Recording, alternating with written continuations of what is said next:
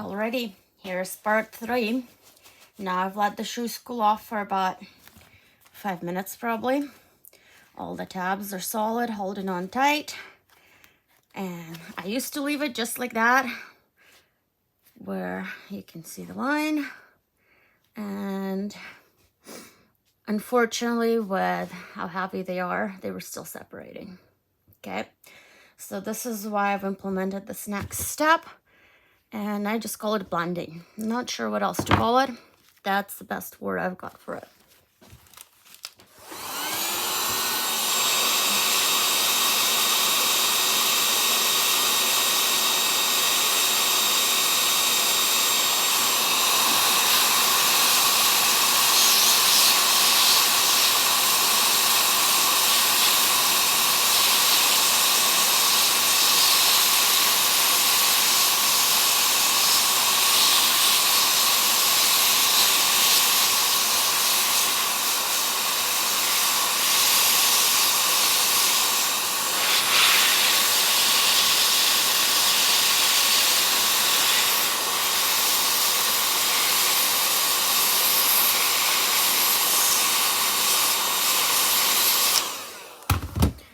It is a rather tedious process. It requires quite a bit of patience and practice. And of course, got to be careful not to burn myself. Sometimes I end up with too much urethane on my gloves as well. So gotta find that perfect medium where you can blend it, but it's not too soft, where instead it sticks to your gloves.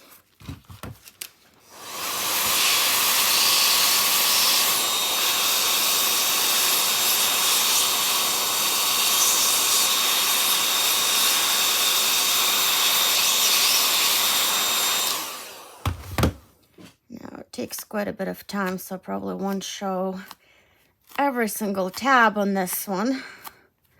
I mean, I could, but I'm not big on editing videos, so don't have time for it really. So I'm just gonna do a little bit and under there.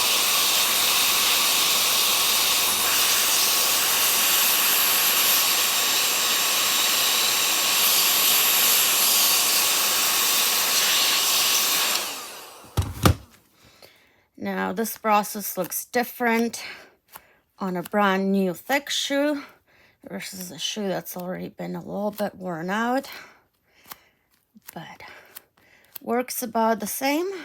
Like I said, I haven't had any retention issues related to my heat welding job ever since I started doing this.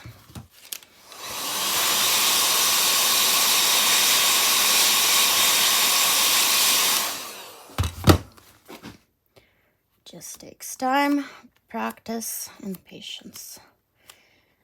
And I personally end up getting into it and I'm not even paying attention to how long it takes. Now, at the same time, I'm not charging anybody for it. I do it for just my horses, my friends and family, and that's it. I don't know what this would entail had you had to charge for it. Because like I said, it's one of those things where I'd rather take time and do it right the first time than rush it and have to redo my shoeing job.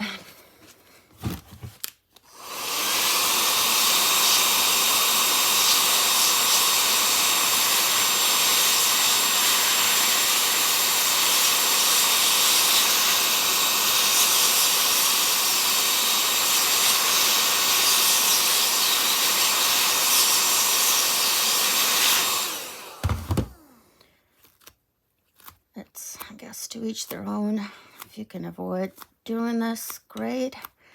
I would rather do it every time.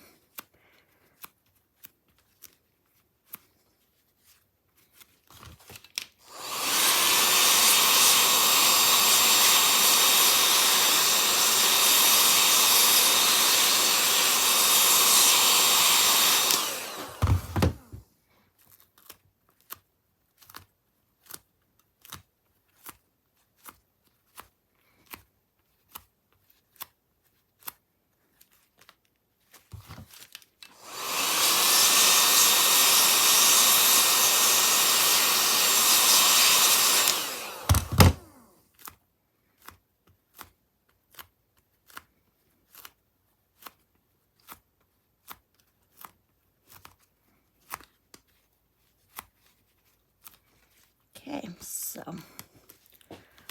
might do just this corner a bit more.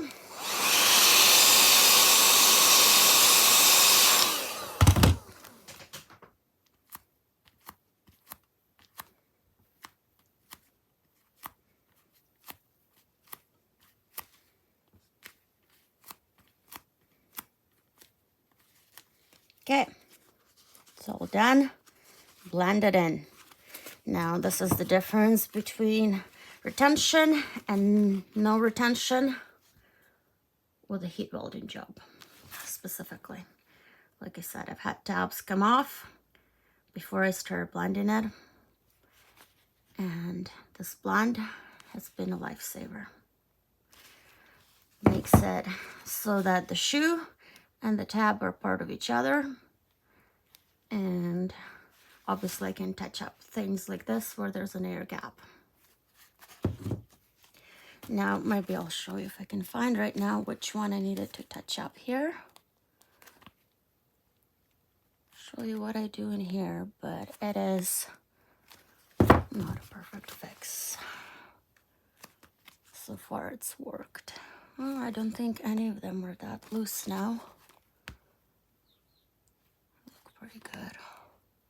Oh, I just made this one separate. So, probably mention what I'm doing here first. Just pulled in this one too hard. I probably should not have done that because that was the hot one. This is why I let it cool off. But this is the one I'm going to have to touch up now because I pulled on it. And there's a gap now, a little air gap.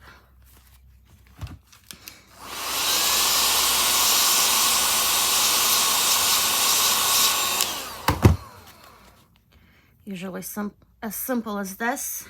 And if there's any excess that comes off on the side of the sole, I've got a Dremel that I can always remove it with. Now I just gotta hold it for quite a bit of time to make sure that it sets, and let it be this time. There you go. Already messed it up, but it all happens. I can always pull the tabs and start from scratch, but this hasn't failed me before. Once again, shoes like that, I've done 2-part epoxy and I've done crazy glue, and the shoes stay on for me for a full trim cycle. Most of the time I only keep them for 4 weeks, but I've gone as long as 8, maybe 9 once. And the hinds for this particular horse I try to keep for 6 weeks, just because it's really hard for her to hold her leg up for the trim and the shoes. So she's a handful. Let's go with that. Now it's all set now. I am not going to pull on it this time. I've learned my lesson. All I have to do now, once it all cools off, is go in there with the Dremel. And camera picture's not the greatest. And if I still am not happy with it, once it cools off, then I do it again with a heat gun. All of the other ones are nice and tight. Alrighty. So that's basically the process. If you have any questions, feel free to ask. And if you have any suggestions, I'll take those too. Thanks for watching. Bye now.